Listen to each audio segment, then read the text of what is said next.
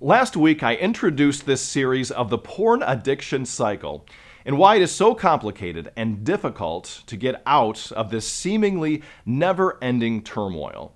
Now, if you didn't get a chance to watch the first video, go ahead and click on the link right here and start at the beginning. Now, last week, I mentioned how James states in chapter 1, "Blessed is the man who remains steadfast under trial. For when he has stood the test, he will receive the crown of life, which God has promised to those who love him. Let no one say when he is tempted, 'I am being tempted by God.' For God cannot be tempted with evil, and he himself tempts no one. But each person is tempted when he is lured and enticed by his own desire. Then desire, when it has conceived, gives birth to sin, and sin, when it is fully grown, brings forth death." Let's begin by diving right in and taking a look at the details of this cycle and the steps in the process. James says it all starts in desire. Desire then leads to enticement. Enticement leads to conception, and the conception of sin in the heart. Conception leads to birth, the birth of sin. Then sin grows stronger. A fully grown sin brings forth death. This is the cycle of temptation and sin. What's interesting is many counselors and pastors who work with men and women who struggle with porn, even for those who aren't all that familiar with James's letter, notice the same cycle. Let's walk through these stages one by one. In this video, we'll describe what these stages are. The first step of the whole cycle is desire. Now, the original Greek word used here is epithumia. Sometimes it's translated evil desire. Sometimes it's translated lust or craving. But the word does not primarily refer to a desire for evil things, as much as it describes a strong desire for anything, even a good thing. The force of the word is not so much about the object of the desire being bad as it is the strength of the desire. You might think of it not as just a drive or a desire, but an overdrive or an over-desire. Now, you might be wondering, what kind of desires are you talking about? A desire to look at porn? A desire for sex? Well, those can certainly be strong desires, but we shouldn't read this word in a purely sexual way. Of course, people sin sexually for sexual reasons, but there are all kinds of over-desires or overdrives we can have that can be catalysts for getting hooked on pornography. Now, understanding these over-desires is vital because so often what gets the spotlight is the porn use itself. But the porn use is really just the fruit of something deeper going on in the heart. In his book, Closing the Window, Dr. Tim Chester does a wonderful job drawing up to the surface many of the heart desires that drive a compulsion to look at porn. For instance, it is normal to desire relationships with others, to want to be close to others. But when it becomes an over-desire, when it becomes an idol in our lives, porn can be a very enticing experience. Porn offers us a fantasy world of false intimacy, a parody of relationship, where we can feel a sense of connectedness to another person, but behind the safety and predictability of a computer screen. Or you might really desire respect. It is normal, of course, to desire respect, to want to feel adequate in other people's eyes. But when that becomes an over-desire or a sinful demand, pornography can get its hooks into us. You see, in the fantasy world of porn, we are the ones adored by fantasy women or men. There we feel man enough or woman enough to capture the attention of others by our own sexual prowess, and we get a high from that experience.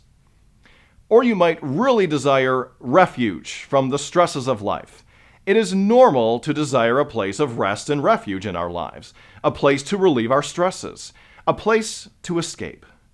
But when it becomes an over-desire, when we're willing to sin to get refuge, porn can easily entice us. Out of this strong desire to be somewhere else or be someone else, porn gives you that fantasy world where you are never a failure, where we always have to get the beautiful girl or handsome guy you desire, or you get to be the desired girl or guy. Porn offers a stress-free fantasy where nothing is asked of you. Or you might really desire to be rewarded or recognized. Again, this is a natural desire, But when it becomes an over-desire, when it becomes an idol in our hearts, we develop a strong sense of entitlement. When we feel like we've made all kinds of sacrifices for others, porn offers us that fantasy world where our overworked minds and underappreciated egos can get what we deserve. When our desire for reward is unhinged, porn can become the source of our fantasy trophy women or men. Or you might really have a desire for revenge, a latent sense of anger about something in your life. Now, it is normal and good to want things to be just in this world. When our sense of justice isn't informed by God's word and it becomes an over-desire, using porn can become a sort of temper tantrum we have at God or with the world.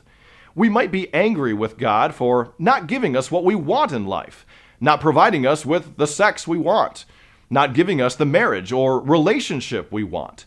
So we run to porn and say, fine, I'll get what I want and no one can tell me otherwise. Maybe one of these desires really speaks to your own experience, or maybe they all do. Or maybe there's another desire I haven't named that's hiding deep down in your heart.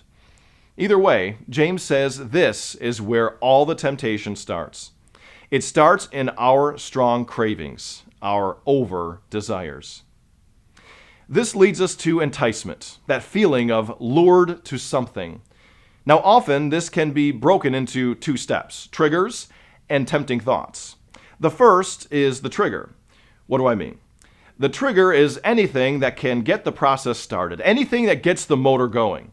This can be something really obvious, like a sexual trigger, seeing something sexual on TV or on a computer screen, or a billboard along the highway, music with suggestive lyrics, seeing a particular person you're attracted to.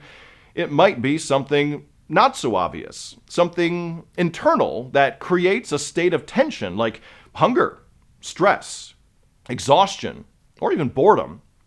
It might be a relationship trigger like someone insulting you or rejecting you. A trigger is simply an external event or an internal state of mind that serves as a catalyst. The second part of enticement is when your over-desire meets that trigger and it leads to the first tempting thought. This might be a very pronounced thought like, man, I really want to look at pornography. Or maybe just an emotion that boils under the surface, a sort of inclination to do something about the tension you're feeling. This tempting thought might be experienced as a growing sexual fantasy, or it might be experienced as a sort of trance-like state, a numbness to the world around you as the thought brews in your mind. This tempting thought is often accompanied by some kind of emotion like frustration, or preoccupation, or anticipation, or even a growing obsession. Next, James said that there comes a state of conception. This is when desire becomes action. Psychologists often talk about the idea of ritualization. Now, what's that? Ritualization is the habits or habits we fall into that get us closer to the object of our desire. This is when someone engages in what can be called SUDs, or seemingly unimportant decisions. You tell yourself what you're doing is no big deal. You're just getting online to check your email or to check your Facebook page. You're just going to see what's new online. You're just going out for a drive. You're just going to your room to relax and to be alone. At this stage, you're suffering from impaired thinking. You tell yourself the action is innocent, but really your feet are on autopilot as the first tempting thought takes control. Now, after putting feet to your desires, you get closer and closer to the moment of indulgence, and then you indulge. The space between conception and birth might take a day, hours, or maybe only minutes. But birth is the natural follow-through of conception. This is the next stage of what James calls the birth of sin. We give in to the temptation fully, and we start looking at porn or we start engaging in sinful sexual behavior of some kind. After this, the sin grows stronger. And this is when we start to experience those defeated thoughts like, I might as well keep going, or it's no use resisting this. And we feel that sense of loss of control, that overwhelming flood of desire that feels like we can't be stopped. In reality, this tidal wave started before the moment of indulgence. It started back at the first tempting thought. But we feel it the strongest in those moments before indulgence and as the indulgence grows. In the field of neuroscience, this is called hypofrontality. We have a region in our brains called our prefrontal cortex. This region of the brain is meant to slam on the brakes from all the impulses we feel and help us make sane, wise decisions based on our goals and our values. But hypofrontality happens when, after we've given into temptation over and over and over many times, this region of our brain grows weaker and weaker, like a muscle that atrophies. Scientists can see these changes on a brain scanner. Finally, this leads to death. Now, we know, in one sense, the wages of sin is death in the ultimate sense. This is the consequence of sin God warned us about long ago before our first parents sinned in Eden. But in the Bible, death isn't merely the final stop of life. It's a word used to describe the whole process of decay and misery that results from sin. That completes the cycle of pornography addiction. In the next video, we'll talk about how this makes the person feel and soon answer that million-dollar question. Stay tuned until next week to find out more about the cycle of porn addiction.